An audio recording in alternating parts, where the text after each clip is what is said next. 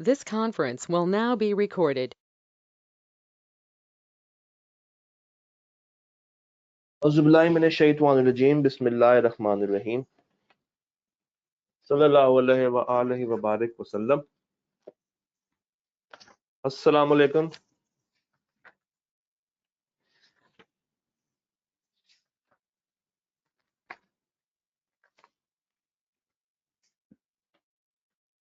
जी जनाब, तो इस वक्त लेक्चर को स्टार्ट करते हैं। इस वक्त आपकी स्क्रीन के ऊपर एक्सेल की शीट में एक सवाल आपको नजर आ रहा होगा जिसमें बैलेंस शीट दी गई है और नीचे प्रॉफिट एंड लॉस है और उसके बाद कुछ फर्दर इंफॉर्मेशन है।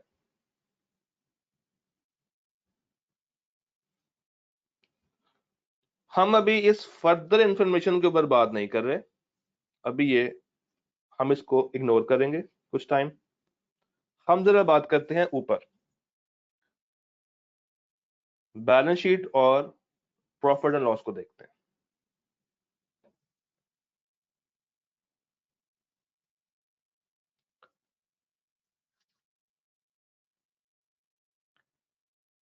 आप लोगों को डिफरेंस निकालनी तो आती है।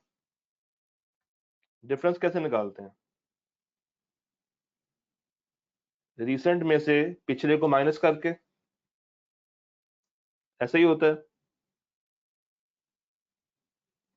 रिसेंट में से पिछले को माइनस करके हम डिफरेंस निकाल रहे होते हैं।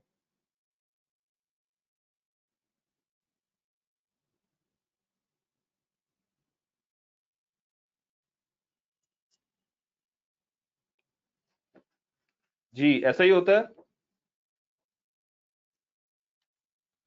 तो अब अगर मैं आपसे कहूं कि आपने मुझे डिफरेंस बताना है, यानी कि अगर आपने मुझे मूवमेंट बतानी है, आपने मुझे मूवमेंट बतानी है फ्रॉम 2017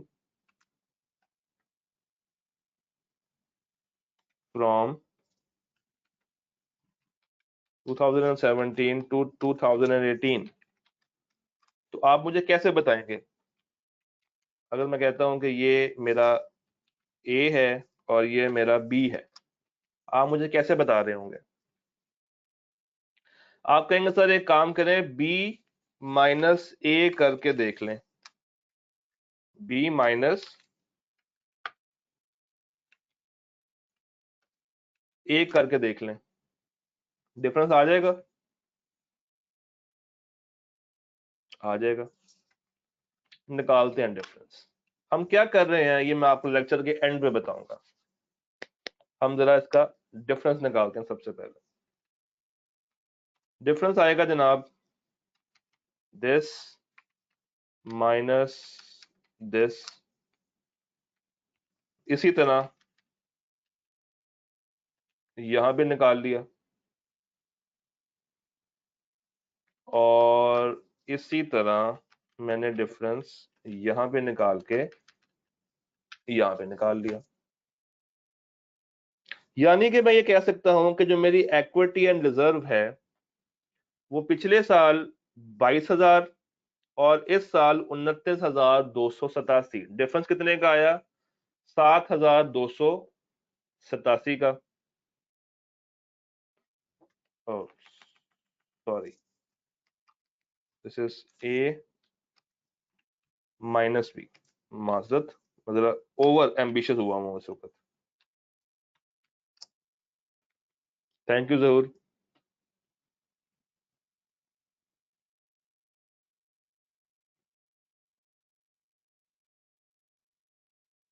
मेरा लॉन्ग टर्म लोन पिछले साल था 12,000, अब हो गया 8,000, यानी कि लॉन्ग टर्म लोन कम हुआ 4,000 से। मेरे ट्रेड पेबल्स पहले थे 6500, अब रह गए 6400, यानी कि मेरे ट्रेड पेबल्स, मेरे क्रेडिटर्स 100 रुपए से कम हुए। मैं यहां पे बात कर रहा हूं। इसी तरह मेरा जो प्रॉपर्टी प्लांट इक्विपमेंट था, पहले वो था 22,818 का, अब वो हो गया 25,100 का। तो मैं कह सकता हूं कि ये 2,282 से बढ़ गया। जरा यहां पे लिखते हैं, इसको लिखते चले जाते हैं साथ साथ। मैं कहता हूं भाई कि ये इंक्रीज हुआ है, ये डिक्रीज हुआ है, और इसी तरह नीचे भी इंक्रीज और डिक्रीज हो रहा है। और इधर प्रॉपर्टी प्लांट मेरा बढ़ गया, मेरे लोन्स बढ़ गए, मेरे डेटर्स बढ़ गए, मेरी इन्वेंट्री बढ़ गई, और नीचे मेरा कैश और बैंक कम हो गया।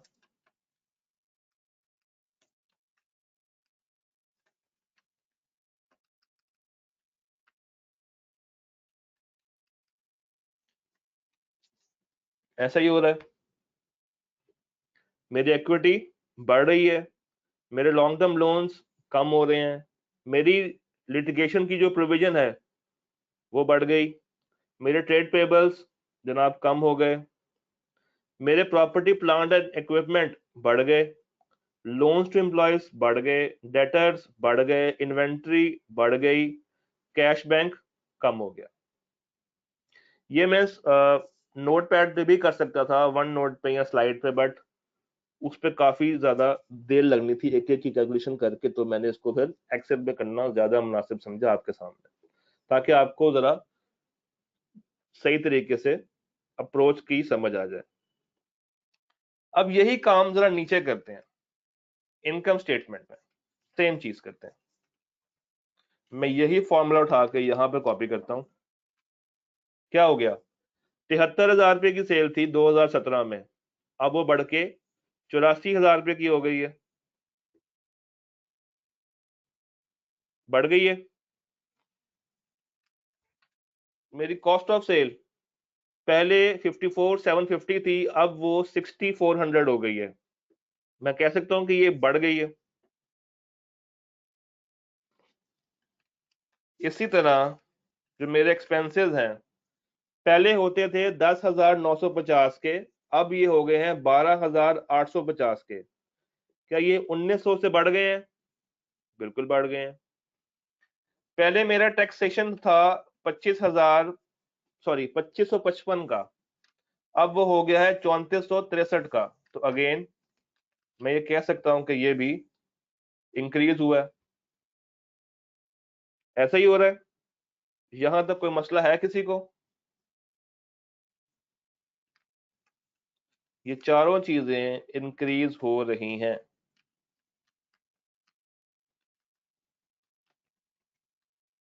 यहां तक बात समझ आ रही है कि हम लोग कर क्या रहे हैं? हमने अभी तक सिर्फ डिफरेंस लिया है। कैसे लिया है?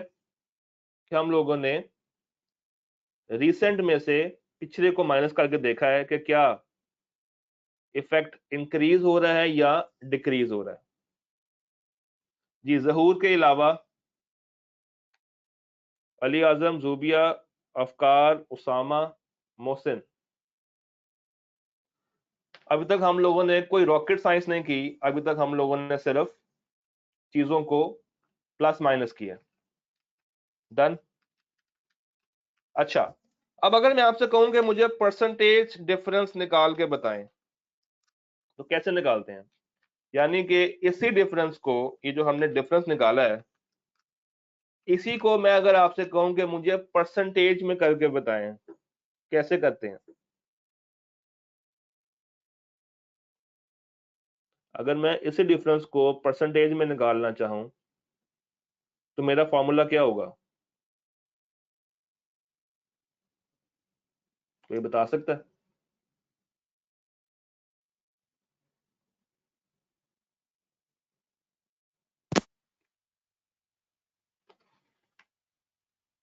एनीवन?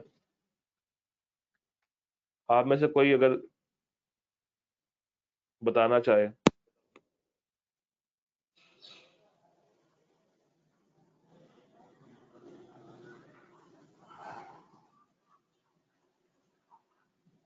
जी किसी का माइक ओपन है आप में से?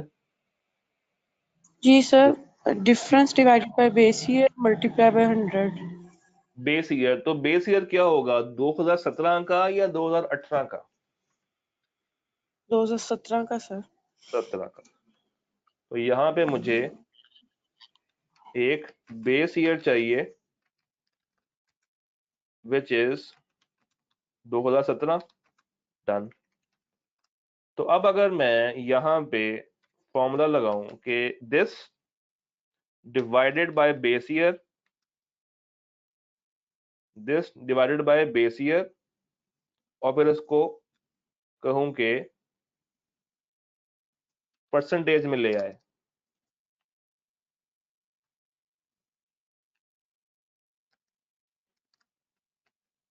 इसको कहूं कि परसेंटेज में ले आए।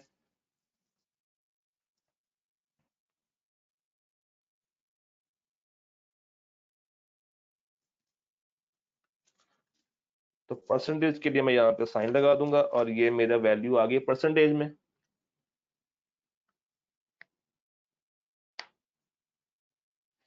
इसी तरह मैं ये परसेंटेज को जरा नीचे भी कर देता हूं।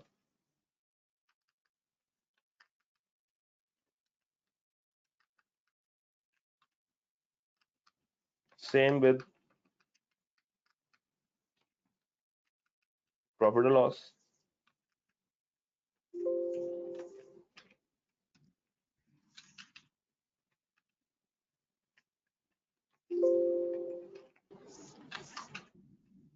जी, हम लोगों ने नेक्स्ट स्टेप में क्या किया, हम लोगों ने नेक्स्ट स्टेप में परसेंटेज डिफरेंस निकाली है।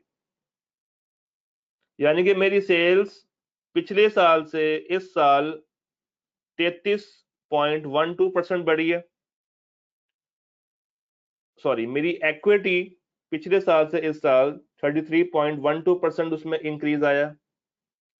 मेरे लॉन्ग टर्म लोन में -33.33% डिक्रीज आया।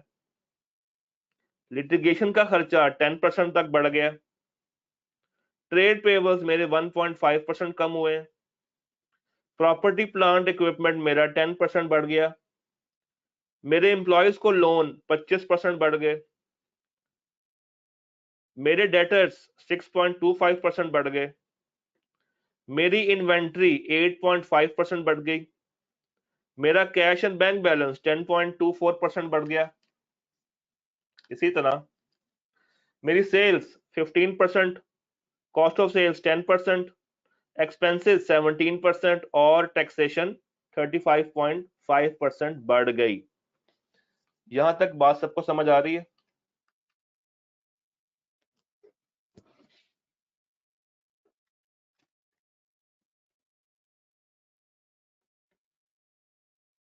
अभी हमने कोई टेढ़ी बात तो की नहीं, सारी सीधी सीधी बातें कर रहे हैं। अब करते हैं कुछ टेढ़ी बात। मुझे बताएं, मुझे जरा बताएं आप कि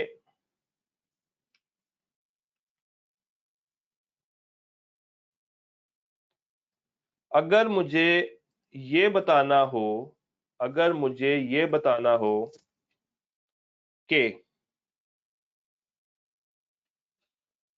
मेरी जीपी रेशो क्या है, तो आप मुझे कैसे बताएंगे? What is my GP ratio? कैसे आप लोग मुझे बता सकते हैं कि सर आपकी जीपी रेशो क्या है? जीपी को सेल्स पे डिवाइड कर दूं? जीपी को सेल्स पे डिवाइड कर दूं, आ जाएगी? बिल्कुल आ जाएगी। तो जरा निकालते हैं 2017 की और 2018 की। क्या फॉर्मूला आप लोगों ने बताया कि सर इसको जीपी को, यानी कि ग्रॉस प्रॉफिट को आप डिवाइड कर दें सेल्स के ऊपर, निकल आएगी? निकाल देते हैं। इक्वल टू किया, मैं अपने जीपी पे गया, मैंने उसको डिवाइड किया और डिवाइड करने के बाद इसको इससे डिवाइड किया सेल से, और उसके बाद मैंने यहाँ पे परसेंटेज का साइन लगाया तो ये 25% आ गई, और इसको मैं करने के लिए जाऊंगा जनाब इधर, डिवाइड करूंगा 84,000 से और परसेंटेज करके 28। क्या मेरी जीपी इंक्रीज हो रही है? क्या मेरी जीपी रेशियो इंक्रीज हो रही है? 25% से वो चली गई 28% पे। पता है निकाली कैसे है? हम लोगों ने जीपी को डिवाइड किया सेल्स के साथ। जीपी कितना था? 18,225। आपके स्क्रीन के ऊपर ब्लू से आ रहा होगा। और सेल्स कितनी थी? 73,000 की। तो जब मैंने इसको डिवाइड किया रिजल्ट क्या आया? 25%। और इस साल यानी कि 2018 में, जो कि हमारा करंट ईयर है, उसमें मेरी जीपी रेशियो क्या है? 28%। तो क्या मैं कह सकता हूं कि मेरी जीपी रेशियो इंक्रीज हुई है? क्या मेरी जीपी रेशियो इंक्रीज हुई है?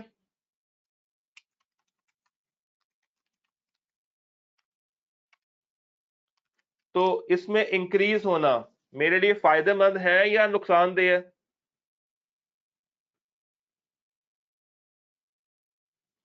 इसमें इंक्रीज का आना मेरे लिए फायदेमंद है या नुकसानदेह है?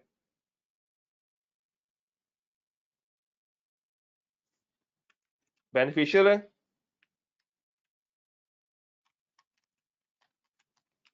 डन। इसी तरह एक एनपी रेशियो भी होती है, नेट प्रॉफिट रेशियो। इसको कैसे निकालेंगे?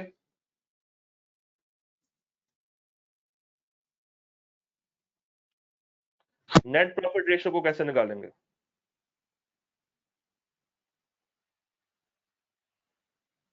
हमने जीपी तो निकाल ली थी, अब नेट प्रॉफिट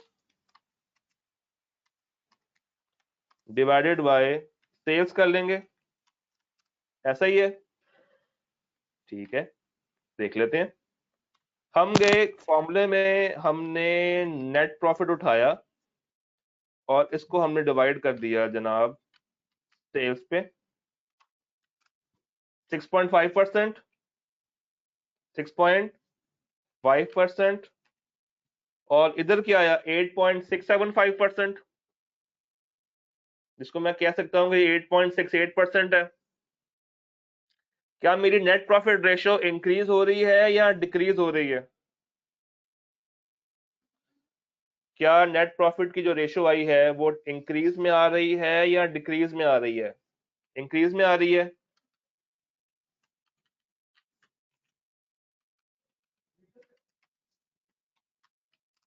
तो इसका इंक्रीज होना मेरे लिए बेनिफिशियल है या नुकसानदेह है?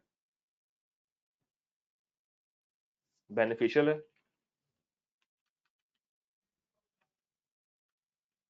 तो ये रेशियोज हम लोगों ने निकाली। कौन कौन सी निकाली? हम लोगों ने एक रेशियो निकाली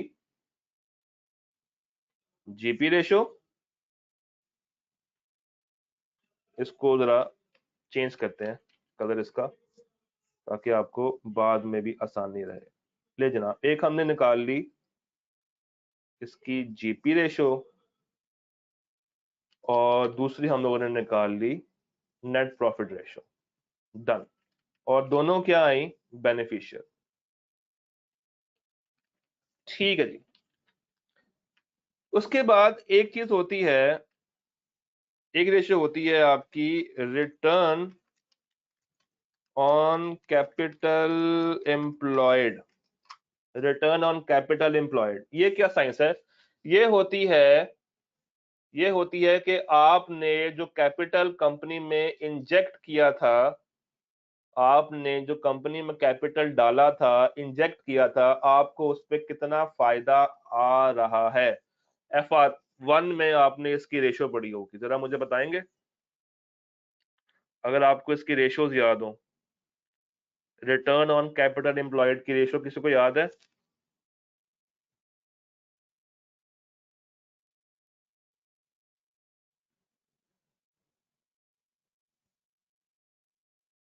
अगर आपको नहीं भी याद तो आप इस वक्त खैर गूगल तो नहीं कर सकते, बट आपकी किताब में मौजूद है।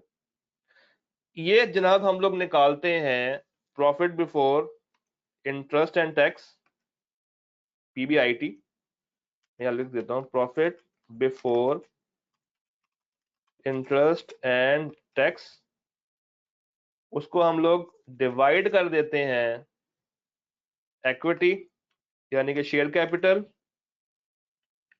इक्विटी यानी कि share capital plus long term debt, long term debt.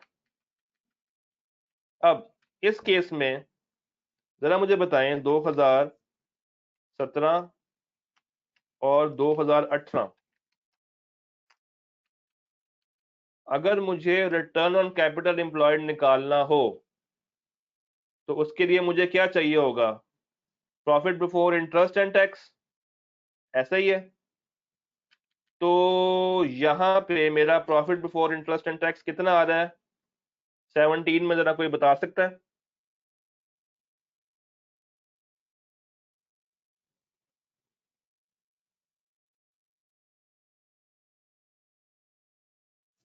जी, आप में से कोई बता सकता है कि कितना आ रहा है? 7300। और 2018 में कितना आ रहा है? 2018 में कितना आ रहा है जनाब? 10,750। ठीक है, तो मैं इसको यहाँ पे अगर मैं फॉर्मूले में लेके जाऊं कि भाई इक्वल टू D24 को मैंने डिवाइड करना है। अच्छा, मैंने उसको डिवाइड करना है किसके साथ भला? शेयर कैपिटल और लॉन्ग टर्म डेट। मुझे बताएं शेयर कैपिटल कितना आ रहा है यहां पे? मुझे बताएं शेयर कैपिटल 2017 में कितना आ रहा है?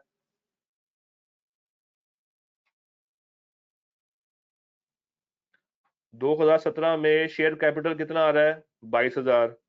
और लॉन्ग टर्म लोन यानी कि लॉन्ग टर्म डेट कितना है? लॉन्ग टर्म लोन या लॉन्ग टर्म डेट कितना है मेरा? 12,000। तो ये इसका सीक्वेंस होगा, यानी कि इसको मैं प्लस करूंगा। मुझे इसको प्लस करना चाहिए ना? तो क्या आंसर आया? उसने कहा सर आपका फॉर्मूला गलत। अभी भी गलत है, कोई मसला नहीं। आंसर क्या आ रहा है? अभी भी गलत है वैसे तो। एक सेकेंड, अब सही जाएगा। जी, आंसर क्या आया? 21.47%। अगर मैं 7300 को डिवाइड कर दूं 22,000 प्लस 12,000 पे, तो यानी कि मेरा कैपिटल जो मैंने इंजेक्ट किया था कंपनी में वो मुझे 21% तक रिटर्न दे रहा है। इसको आप कैसे पढ़ेंगे? आपका इंजेक्ट किया हुआ कैपिटल 21% तक इंटरेस्ट आपको, 21% तक रिटर्न आपको दे रहा है। इसी तरह अगर मैं 2018 का करूं तो वो उसका आंसर आएगा 28.83%। पहले पिछले साल 21% का रिटर्न आपको मिल रहा था, इस साल वो रिटर्न एकदम से शूट अप हो गया और वो चला गया 28% पे। या मैं ये भी कह सकता हूं कि वो तकरीबन 29% पे शूट अप हो गया। तो क्या ये चीज कंपनी के लिए बेनिफिशियल है?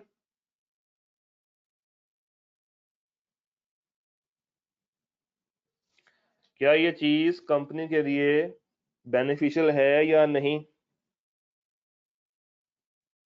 It is beneficial, it is. तो मैं कह सकता हूं कि ये बेनिफिशियल है कंपनी के लिए। डन। इसी तरह एक और रेशो होती है, इसको हम कहते हैं प्यार से assets turnover ratio. Assets turnover ratio यानी कि आपके एसेट्स,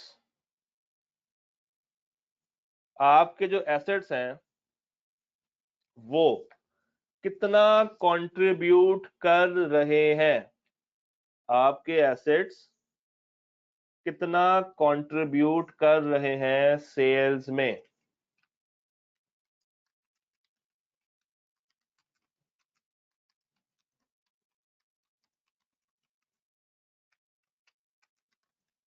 आपके जनाब एसेट्स जो है वो कितना कंट्रीब्यूट कर रहे हैं सेल्स में। This is asset turnover ratio.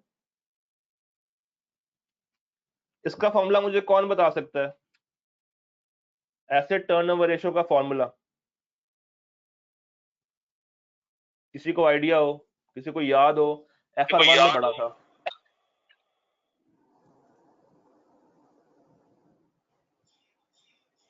Net sales divided by average net sales divided by total assets. नहीं,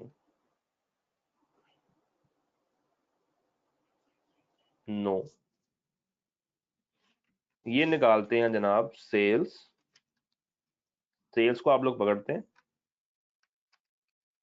और इसको डिवाइड कर देते हैं, उसी equity plus long term debt के साथ। एसेट टर्नओवर कैसे निकालना है? सेल्स को डिवाइड कर देना मैंने share capital plus long term debt, यानी कि इन अदर वर्ड्स मैं कह रहा हूं इसी फॉर्मूले में मुझे जो मेरा न्यूमरेटर है, पहले यहां पे क्या था? प्रॉफिट बिफोर इंटरेस्ट और टैक्स। अब यहां पे मुझे क्या पुट करना है? सेल्स। अब यहां पे मुझे क्या पुट करनी है जनाब? सेल्स। तो अगर मैं इसी फॉर्मूले को रेप्लिकेट करने की कोशिश करूं, एक सेकेंड, यहां पे चलो यहां पे कर देते हैं।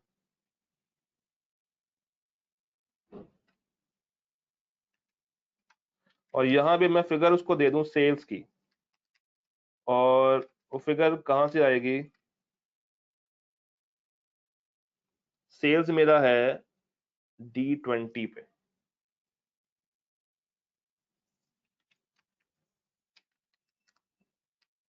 तो ये कुछ 214.71 आ रहा है इसका आंसर।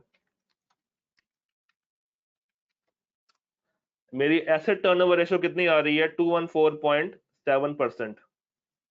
यानी कि जो मेरे एसेट्स हैं वो मेरी कंपनी की सेल्स में 214.7% तक रोल प्ले कर रहे हैं। और इसी तरह जनाब अगले साल वो रेशो बढ़ के 225 तक पहुंच गई। रेशो में इंक्रीज आ रहा है, इसका मतलब है कि मेरे एसेट्स ज्यादा अच्छा परफॉर्म कर रहे हैं। मेरे एसेट्स ज्यादा अच्छा परफॉर्म कर रहे हैं, बेनिफिशियल होगा। ये बेनिफिशियल होगा या नहीं? बिल्कुल ये बेनिफिशियल होगा। That would be beneficial. तो हम लोगों ने अभी तक ये 1, ये 2, ये 3, ये 4, ये जो 4 रेशोज हम लोगों ने देखी हैं, अगर मैं इसके गिर्द एक बॉक्स सा बना दूं तो जनाब ये है मेरी प्रॉफिटेबिलिटी की रेशोज। इसको हम कहते हैं रेशोज ऑन प्रॉफिटेबिलिटी। रेशोज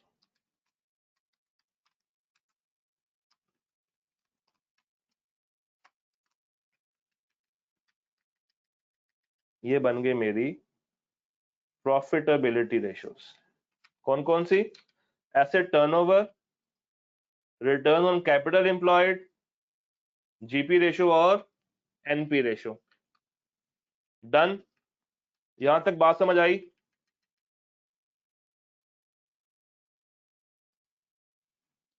आगे चलते हैं।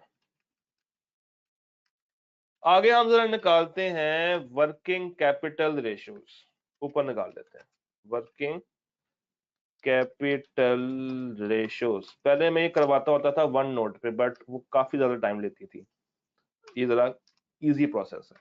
वर्किंग कैपिटल रेशियोज के अंदर तीन तरह की रेशियोज आती हैं। Number one is average days to collect, average days to collect. दूसरी होती है average time to pay, average time to pay. और तीसरी होती है जनाब inventory turnover ratio.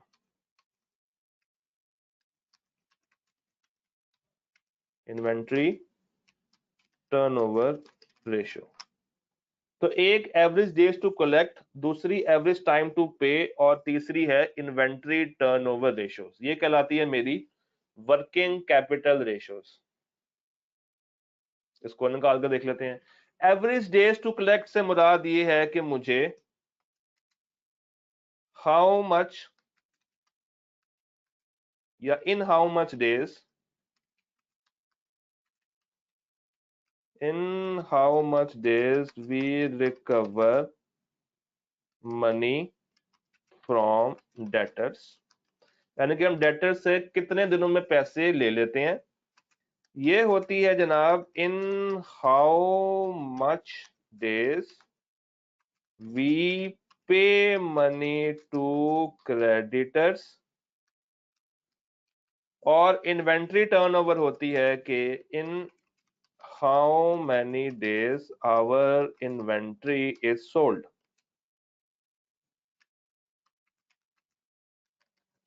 In how many days our inventory is sold. तो ये तीन तरह की रेशियोज वर्किंग कैपिटल में आती हैं। कौन कौन सी? Average days to collect, average days to collect, average time to pay, और इन्वेंट्री की टर्नओवर। अब जरा इसको कैलकुलेट करके देख लेते हैं जनाब। यहां रखते हैं 2017 और यहां रखते हैं 2018। एवरेज डेज टू कलेक्ट कैसे निकालेंगे? एवरेज डेज टू कलेक्ट कैसे कैलकुलेट कर सकते हैं? हम यहां पे कहते हैं कि भाई जो मेरा ट्रेड रिसीवेबल है, जो मेरा, इसका फॉर्मूला होगा ट्रेड रिसीवेबल, यानी कि जो डेटर्स का बैलेंस आ रहा है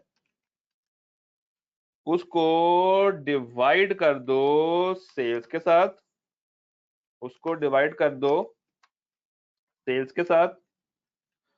और जब तुम उसको डिवाइड कर दोगे सेल्स के साथ, तो फिर एंड के ऊपर जो रिजल्ट आएगा उसको मल्टीप्लाई कर देना 365 डेज। यानी कि ये हमने कैलकुलेशन करनी होती है दिनों में, ये परसेंटेज में नहीं आता, ये दिनों में आता है।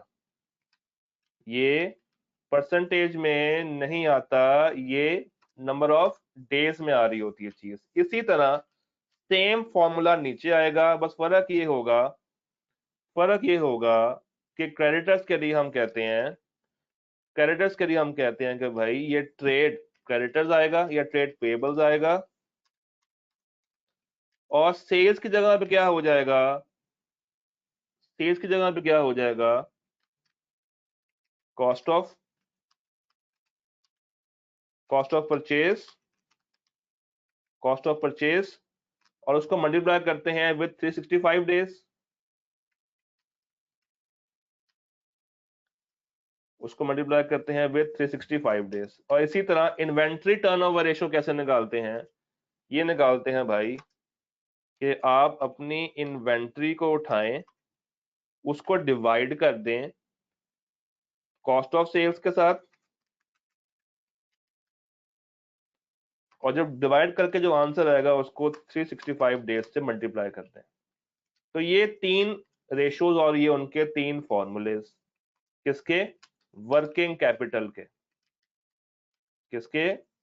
वर्किंग कैपिटल के। अब जरा देखते हैं, लगाते हैं फॉर्मूला।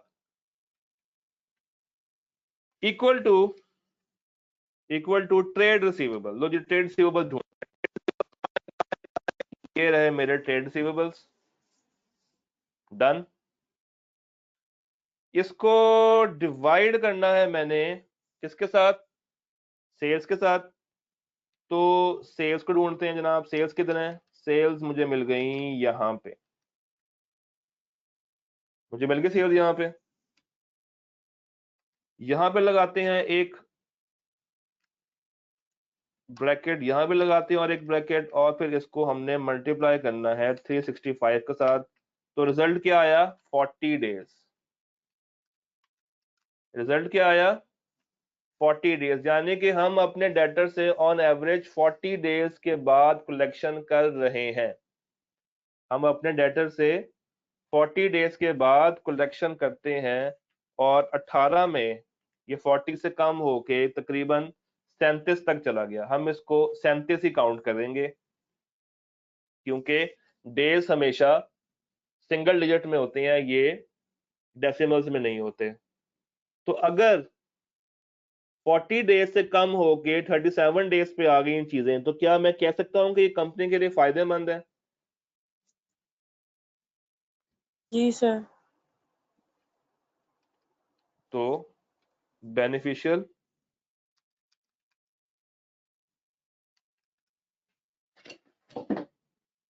ये क्या हुआ, बेनिफिशियल। अच्छा मुझे एक बात बताएं, डेटर से हमें जल्दी पैसे लेने होते हैं, तो क्रेडिटर्स को क्या करना होता है, पैसे लेट दें तभी ये बेनिफिशियल होगा हमारे लिए। जी सर, पैसे लेट पे। तो लेट पे करना और जल्दी पैसे लेना, क्या ये कंपनी के लिए बेनिफिशियल है ना? बिल्कुल जी ऐसा ही है, सर। बिल्कुल ऐसा ही है। अब मसला ये है कि सवाल में कहीं कॉस्ट ऑफ परचेज नहीं दी हुई, सवाल में कहीं कॉस्ट ऑफ परचेज नहीं है, तो हम अनफॉर्चुनेटली ये वाली रेशो तो निकाल नहीं सकते। हम ये ratio unable to calculate, because there is no cost of purchase given. हमें कॉस्ट ऑफ परचेज नहीं दी गई, तो हम ये रेशो नहीं निकाल सकते माजरत के साथ। इसको निकाल लेते हैं भाई, इन्वेंट्री टर्नओवर रेशो, यानी कि हमारी इन्वेंट्री जल्दी बिकनी चाहिए। जितनी जल्दी इन्वेंट्री बिकेगी उतना ज्यादा हमें बेनिफिट होगा। इसको देख लेते हैं भाई, इसने कहा कि तुमने इन्वेंट्री को डिवाइड करना है कॉस्ट ऑफ सेल पे, आइए ढूंढते हैं इन्वेंट्री किधर है। इन्वेंट्री ये है, ठीक है, इसको डिवाइड करना है मैंने कॉस्ट ऑफ सेल पे। तो कॉस्ट ऑफ सेल कहाँ गई, कहाँ गई, ये मेरी कॉस्ट ऑफ सेल आ गई, ये मेरी कॉस्ट ऑफ सेल आ गई। और अब मुझे इसको मल्टीप्लाई कर देना है 365 डेज के साथ। अब मुझे इसको मल्टीप्लाई कर देना है 365 डेज के साथ, यानी कि तकरीबन 47 डेज में मेरी इन्वेंट्री सोल्ड होती है, और अगले साल ये 47 से कम होकर तकरीबन 45-46 पे जा रही है। तो क्या ये बेनिफिशियल है कंपनी के लिए या नहीं? क्या ये कंपनी के लिए फायदेमंद है? बेनिफिशियल है, बिल्कुल, क्योंकि इन्वेंट्री अगले साल जल्दी सेल हो रही है। बिल्कुल ये कंपनी के लिए बेनिफिशियल है। तो हमने 4 रेशोज नीचे निकाली थी, 3 अदर रेशोज हमने ऊपर निकालने, डन। कुछ और रेशोज देख लेते हैं जनाब। सर कुछ मेरा एक रेशोज सवाल होती हैं, है, यानी कि आपका सर ये सवाल होगा क्रेडिटर के ऊपर, सर। ऐसा ही? हाँ बताओ बताओ। जी सर, मेरा सवाल ये था कि ट्रेड पेबल और डिवाइडेड बाय जब हम कॉस्ट ऑफ परचेज कर रहे हैं, तो इस ट्रेड पेबल में हम क्रेडिटर लेंगे या अदर पेबल्स भी लेंगे? सिर्फ क्रेडिटर्स लेंगे। सिर्फ क्रेडिटर्स ही लेंगे? हाँ जी बिल्कुल, क्योंकि क्रेडिटर्स की रेशो है ना। ओके। अच्छा, तीसरी तरह की रेशो होती है लिक्विडिटी रेशो। इसमें 2 टाइप्स होती हैं, एक होती है करंट रेशो और दूसरी होती है क्विक रेशो। क्या मुझे कोई दोनों में डिफरेंस बता सकता है, क्विक रेशो में और करंट रेशो में? तो क्विक रेशियो में स्टॉक नहीं होता। और करंट में होता है, यानी कि करंट को हम कहते हैं कि ये होती है हमारी current assets over current liabilities, ऐसा ही है। इसको हम कहते हैं कि भाई ये है हमारा current assets divided by current liabilities. और दूसरे केस में क्या होता है, दूसरे केस में क्विक रेशियो के अंदर हम लोग कहते हैं भाई कि तुम करंट एसेट्स तो ले रहे हो, शाबाश लेते रहो, मगर इसमें से इन्वेंट्री को माइनस कर देना, इन्वेंट्री को निकाल देना। तो जरा देखते हैं करंट एसेट्स और करंट लायबिलिटीज को ढूंढते हैं पहले। करंट एसेट्स कहाँ है मेरे करंट एसेट्स? क्या प्रॉपर्टी प्लांट करंट एसेट है? क्या प्रॉपर्टी प्लांट करंट एसेट है? नो। क्या loan to employ current asset है? नो। क्या ट्रेड डेटर्स करंट एसेट्स हैं? यस। क्या इन्वेंट्री करंट एसेट है? यस। क्या कैश और बैंक इन करंट एसेट है? The answer is yes. तो मैं इन तीनों को उठाया,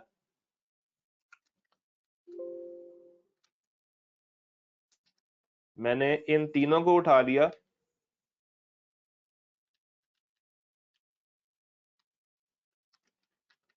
और इन तीनों को उठाने के बाद मैंने डिवाइड करना है उसको करंट लायबिलिटीज के साथ।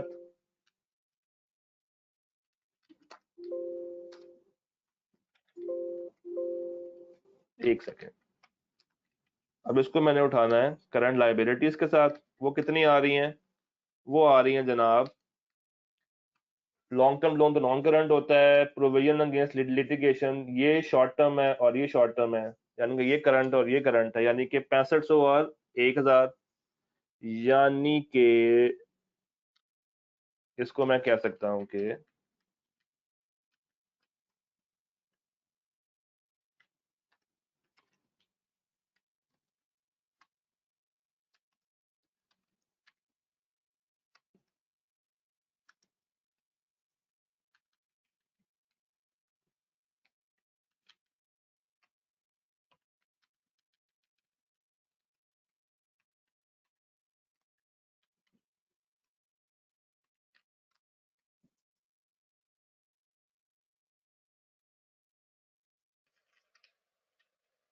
जी, क्या मेरी आवाज सबको सही आ रही है?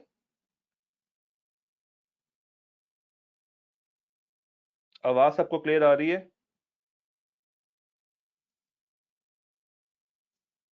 ठीक है सर, फिर मुझे बताएं ना, आप लोगों ने मुझे बताया नहीं, मुझे लगा शायद आवाज चली गई यहां से। मुझे बताएं कि इसमें इसमें और इसमें ये तीनों क्या मेरे करंट एसेट्स हैं? क्या ये तीनों मेरे करंट एसेट्स हैं? और क्या ये दोनों मेरी करंट लायबिलिटीज हैं? क्या ये दोनों मेरी करंट लायबिलिटीज हैं? बिल्कुल हैं। तो मुझे बताएं करंट रेशो जो होता है, करंट रेशो की एवरेज, मतलब जो उसकी एक मार्केट में एक अच्छी रेशो समझी जाती है, वो कौन सी होती है? 1:1 या 2:1? बेसिकली करंट रेशो क्या है कि मेरे एसेट्स मेरी लायबिलिटीज को कितने परसेंट मीट कर सकते हैं। गलत, 1:1 नहीं है, 2:1 है। करंट एसेट्स के लिए दैट इज 2:1 और क्विक रेशो के लिए दैट इज 1:1। करंट एसेट्स के लिए इट इज 2:1 और क्विक रेशो के लिए इट इज 1:1। ये बात याद रहेगी जी, ये बात याद रहेगी।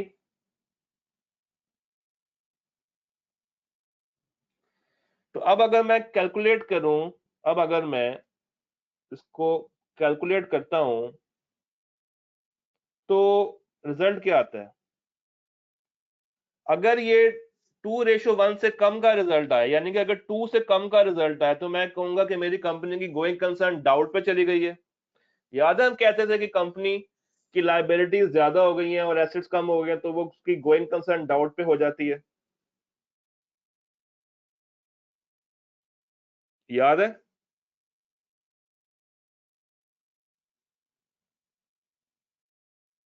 ऐसे ही था।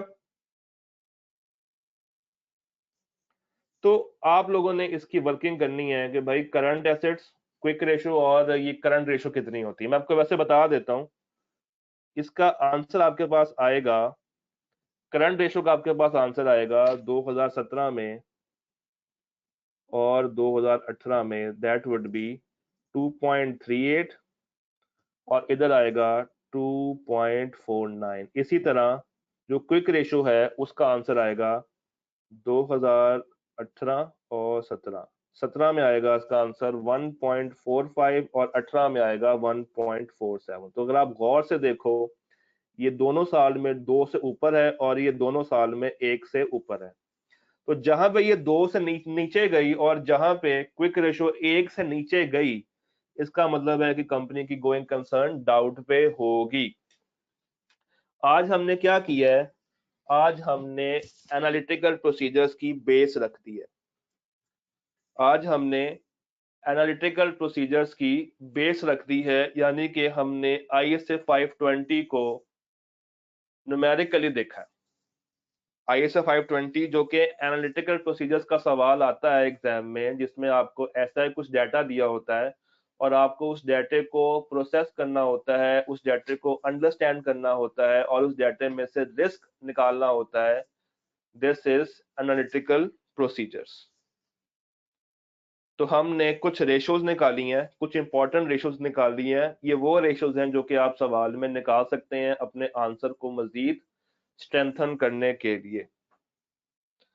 कल हम लोग इसकी थ्योरी पे बात करेंगे और समझेंगे कि इसके सवाल को मजीद कैसे लेके आगे चलना है और इसी से आगे कंटिन्यू कर रहे होंगे। डन। चूंकि वक्त की शॉर्टेज है वरना मैं इसको कंप्लीट करवा देता, बट कोई बात नहीं, हम लोग कल इस पे बात कर लेंगे मजीद। क्लियर? आज का लेक्चर समझ आया? कल सब कुछ दिखाऊंगा, कल सब कुछ दिखाऊंगा। आपने कोशिश ये करनी है कि जब ये लेक्चर दोबारा से अपलोड हो पोर्टल पे तो एक दफा देख लीजिएगा, एक दफा सुन लीजिएगा। अगर सवाल देखना चाहते हैं, अगर सवाल देखना चाहते हैं तो ये स्प्रिंग 2019 का सवाल है। स्प्रिंग 2019 का सवाल है, आप इसको देख सकते हैं। बट उन्होंने इसको रेशो से नहीं किया हुआ तो परेशान ना होइएगा, क्योंकि किताब में उन्होंने क्या किया है, FR1 से सारी रेशोज उठा के डाल दी हैं। ये वही रेशोज हैं जो कि आपने इससे पहले FR1 में पढ़ी थी। किताब ने क्या किया, किताब ने 520 में वर्ड पढ़ा रेशोज, उनको याद आया अच्छा रेशोज तो हमने बच्चों को FR1 में टेस्ट की थी, चलो वो ही उठा के as it is copy paste करके यहाँ पे डाल देते हैं। हाँ जी, क्लास वाला सवाल मैंने ICAP का पास पेपर ही लिया है, स्प्रिंग 2019 का सवाल है ये। मैं ग्रुप में इसको अलग से शेयर भी कर दूंगा। तो आपने, मैं चैप्टर भी शेयर कर दूंगा, आपने क्या करना है, रेशोज को देख के आना है, इस सवाल को देखना है और चैप्टर को एक दफा पढ़ के आना है। कल 520 का चैप्टर आप सारे पढ़ के आएंगे, बहुत छोटा सा चैप्टर है, 1-2 पेज पे खत्म हो जाएगा।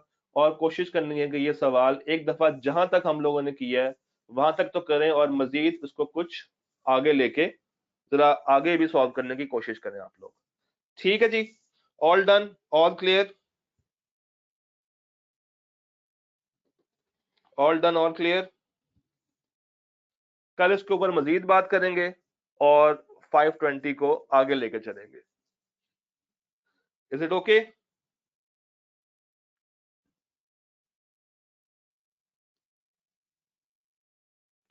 ठीक है जी, फिर मिलते हैं। मैं ये चैप्टर और ये सवाल शेयर करता हूँ अभी ग्रुप में कुछ टाइम में। अल्लाह हाफिज।